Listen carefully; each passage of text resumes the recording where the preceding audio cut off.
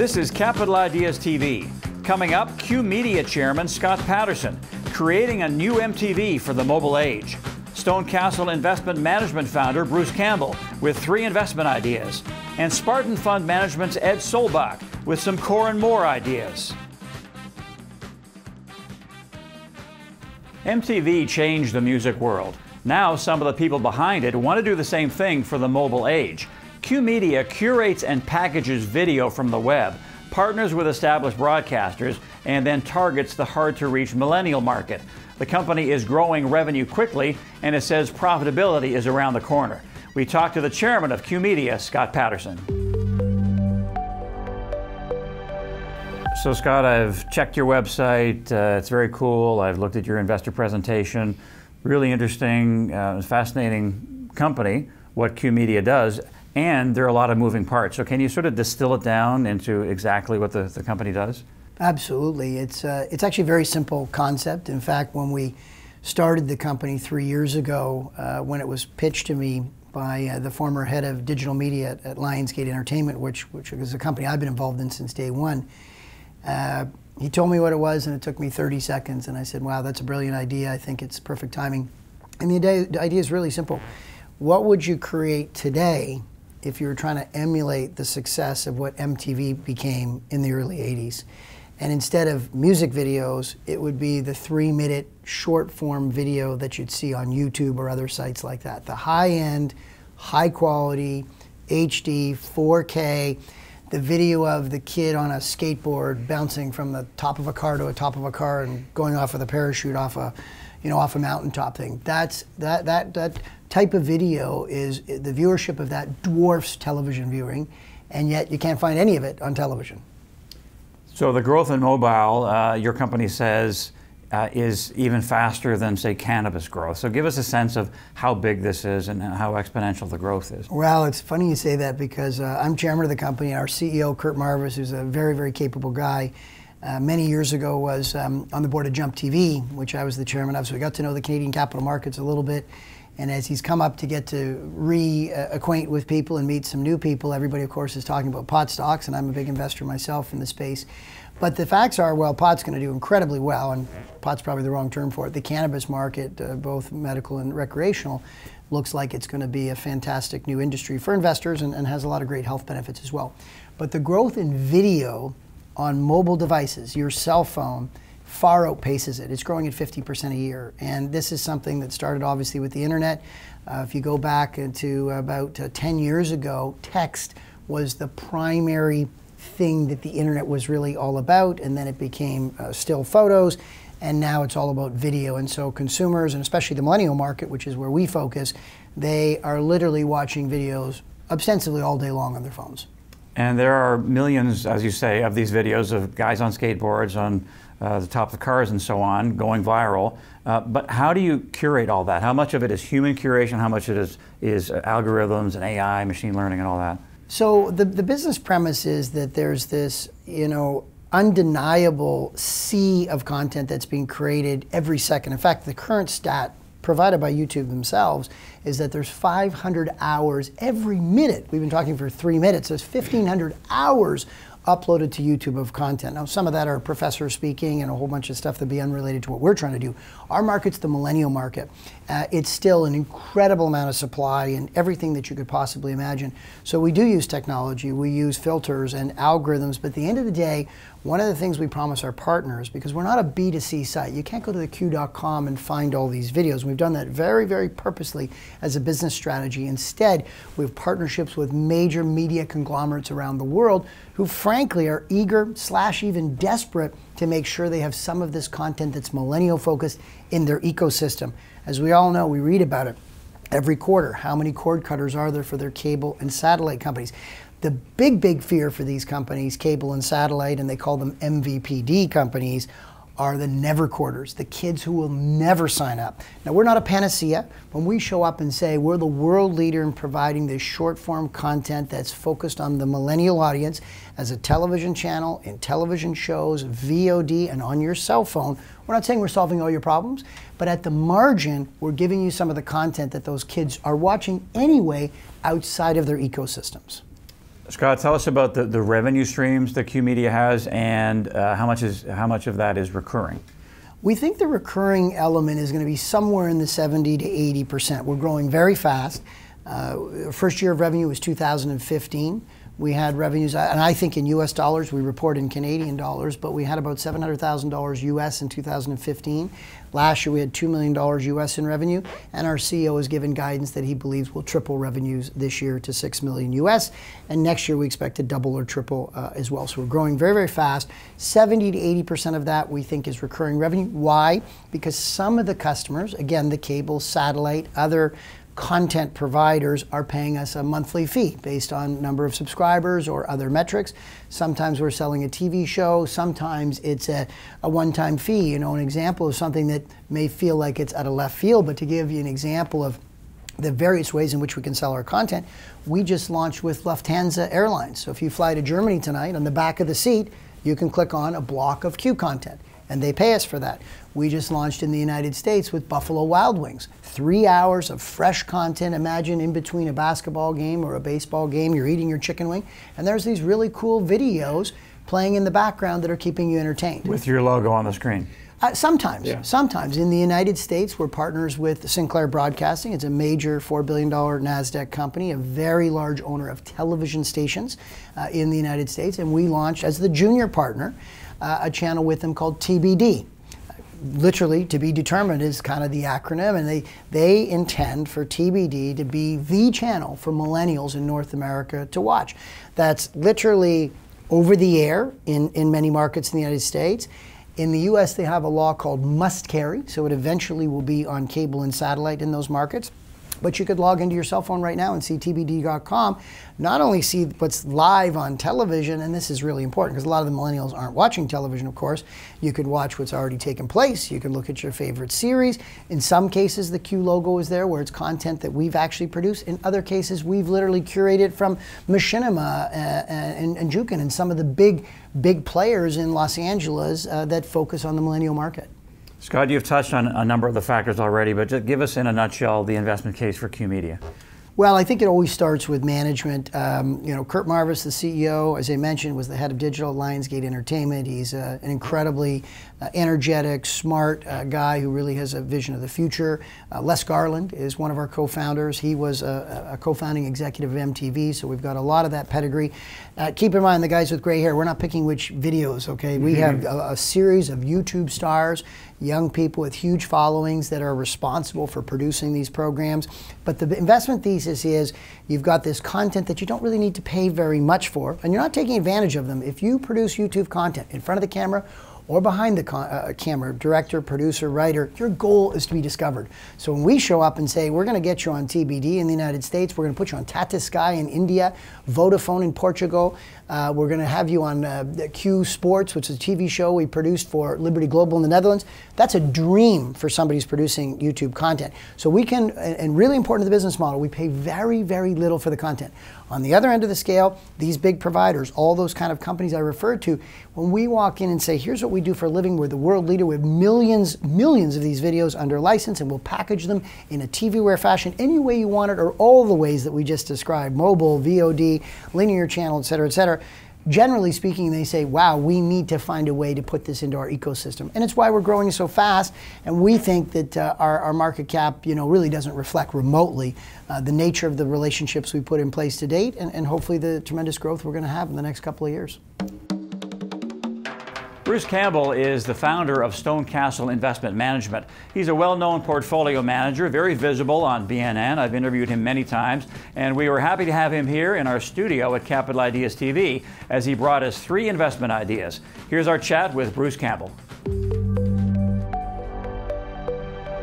Bruce, we did a story on Grande West Transportation a few months ago in Capital Ideas Digest, and it was based on Beacon Securities research, and in there they said this company's on the cusp of immense growth, and they have a once-in-a-lifetime opportunity in the niche in which they operate in bus making. So explain that category that they sort of created. Yeah, so they really did create a new category. Right now, your typical transit authority uses a 40-foot bus, or they use a smaller cutaway van. Those cutaway vans really don't have the durability of a 40-foot bus because that's built on a heavy-duty chassis. And so what Grande West did is they came up with this concept of building a 30-foot bus and also a 27.5 and a 32-foot bus, so that routes that aren't typically full, they can run these smaller buses, but they're heavy-duty chassis, so they can run tons of kilometers on them. And they're much more fuel efficient. So they really created a space for themselves that didn't exist before. Tell us about the traction that they're gaining with customers and what sort of revenue growth we're looking at, earnings and backlog and those kinds of things. Yeah, so if you look at sort of how they were started, I think it actually was created because BC Transit Authority was looking for a smaller bus. They put out a request for proposal, and then Grande West went and built the bus. So they sold a couple of buses to BC Transit, and then started to go out and sell it to all the other regional authorities across the country. And what they've seen is that most of these regional authorities will make an order and take 1 or 2 buses to start with, and then they test them, they see how great they are, they come back with rave reviews, and then they come back with multiple orders. So they're coming back with 20s and 30s at a time now. And so that's where they're ramping up in Canada. They're probably about a year behind that in the US, where they've just sold some buses into the US. They've just got their US Buy America certification. So they're just starting to work their way into the municipalities in the US. They have their partners set up who are out selling their buses. But the other opportunity that they have down in the US is the private market, which is bigger than the actual municipality market. So if you think about when you're in an airport in the US and you get on a rental car transit bus that takes you from the airport to the rental car agency, typically it's going to be one of the cutaway vans, or it's going to be a 40-foot bus. Those 40-foot buses usually have 10 people on them, so there's 25 extra seats sitting empty. That's going to be the market that they're going to go into as well. So what it's meant is that you look back and say, where was Grande West 2 years ago? Well, they had orders for maybe 25 buses, and that was kind of it. This year they're guiding for to be completed in sale 200 buses, and they think that 300 is very attainable next year. If the US ramps up, it could be even higher than that. So, they've already produced positive cash flow quarter, and you're starting to get into where they're really ramping up their earnings as well.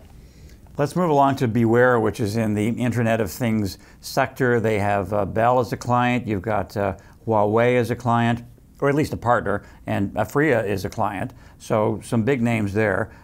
Explain what they do, because that's a broad term, Internet of Things. Yeah, really what they do is asset tracking. So they put their devices on an asset that you want to follow, and then that asset is being able to be tracked. And they have 2 different delivery systems. So the big breakthrough that they have is the fact that you can use low power now. Before, if you had a Bluetooth device on something, the power requirements that were needed were so much so that you were always burning through batteries. Well, now they have these low-powered chips that don't use much battery power. So the first thing that they developed was a Bluetooth tracker, and that's where Afria has come in, and they've put it on all their tables, and they know exactly what's going on as far as being able to monitor the environment. But the next big area for BeWhere is the wide area, and that's where Huawei and Bell have come in. And basically, if you think about the cell phone companies, what they've done is they've sold us all cell phones, and they've pretty much capitalized on that market. And the next area that they want to move into is tracking everything else. So maybe that's a moving company that wants to put all their trucks and trailers on this, or maybe that's an equipment operator who has a jackhammer that he needs to monitor. And so they're just going through all the testing and certification right now. And then this is going to be a big ramp up as these low-powered, basically cellular devices get distributed across these networks in Canada and the U.S. What kind of growth are you projecting for this BeWhere company, and when do you see them being profitable? Yeah, so if you look at what they've done on the Bluetooth side, the last 2 quarters they've had phenomenal growth from a revenue perspective. They're still not profitable. You could probably see where they would get a couple more quarters of revenue growth where they're at, and they're probably going to be break even with that. So that's going to take you into sort of early 2018, and then probably I would suspect that in the 4th quarter of this year they're going to be fully approved to be selling the internet or the cellular product down in the U.S. And so, if they added, say, 20,000 units in the next, couple of quarters down in the US, which I think is very possible with the partners that they have, and they're getting, say, $2 or $3 a month from a reoccurring basis, I think that would probably push them to the point where they're now cash flow positive. So you're looking sort of, mid-2018, they're going to be cash flow positive and just be ramping up. Now, Bruce, your last idea for us here is a blast from the past from a couple of years ago, patient home monitoring. Some people may remember this one. It was a go-go stock, very acquisitive. I owned it for a while, made a bit of money, luckily got out in time before it cratered. But I noticed in its last quarter, adjusted EBITDA was way up. They've transformed themselves. So how is this a different company, and why are you recommending it? Why do you like it now? Yeah, so most people, when I bring up the name, they groan and say, probably lost money on it. Yeah, exactly. I think there's a lot of people that have. So what you take a look and see what they did is they had a previous management team that was very acquisitive, as you mentioned. They were just basically going out and buying everything and anything they could get their hands on. It worked great for a while, and then obviously the music stopped. There wasn't enough chairs. The new management teams come in, they're operators, and they're really focused on operations. And so it took them probably about a year and a half to really streamline everything, get their business rationalized. Part of what they had to deal with while they were going through that was they had a reimbursement cut down in the US, which cut 30% off of their revenue. They've already been able to grow that back. And now, as you mentioned, they're at the point now where they have positive EBITDA, and they've also generated 2 positive quarters of cash flow, which is quite impressive. And the stock trades at a valuation that's ridiculous compared to its peers. Is the business model essentially the same aside from all the acquiring they used to do? It's very similar. I mean, obviously they're not going to be making the acquisitions, but there's sort of 2 different divisions there. They have their ventilator business, which monitors people who have oxygen issues, and that's one side of their business, and then they have all the other monitoring on the other side. The ventilator business is the one that's like super high growth. It's growing at probably around 30% a year just from organic growth, and they're still only in limited number of the states in the U.S., so they could continue to roll that out throughout the US. They do have competition, but the big thing that they differentiate themselves with is really their service. So they've been able to keep those patients from coming back and being readmitted to the hospital, because if they get readmitted, the hospitals end up paying a really high penalty for that. And lastly with this one, do you think that investors need to set their assumptions aside here and not be wary and look through whatever pain they may have gone through in the past and reconsider this stock? Yeah, so bias in the past is obviously a big thing with investors, and as I mentioned, when I bring this name up, people groan. But if you look at the valuation of it, it's trading at less than 6.5 times EBITDA. If you looked at their peers, so something like Savaria as an example would be trading at probably 25 times EBITDA. So the valuation just can't stay here forever. Eventually people are going to say, okay, yeah, this is just too cheap to be here. So I think as more people look at it and put the past behind them and realize that the execution from the management team has been strong, then you're going to see the stock price move up just on a multiple basis. As well, if they continue to execute from an earnings basis and that grows, then you're going to have sort of 2 things working for the stock. Ed Sollbach manages the Spartan Mutual Fund at Spartan Fund Management. He uses a so-called core and more strategy, which he'll explain to us as he gives us 3 investment ideas. Here's our conversation with Ed Sollbach. First off, Ed, tell us about the Spartan Mutual Fund. Yeah, so the Spartan Fund is a fund that is a core and more fund.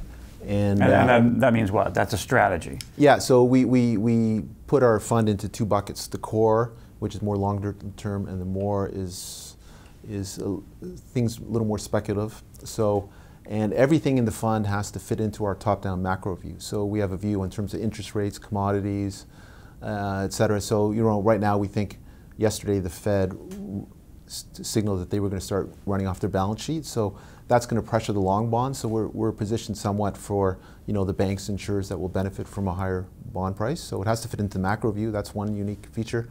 And then the core and the more. The core is those are sustainable dividend-paying stocks, hopefully increasing the dividend over time.